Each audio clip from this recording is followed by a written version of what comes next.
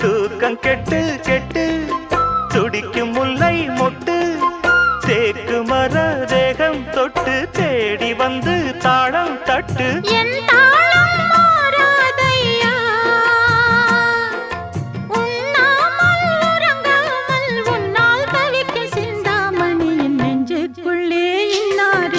சொன்னால் புரியுமா அது கொஞ்சி கொஞ்சி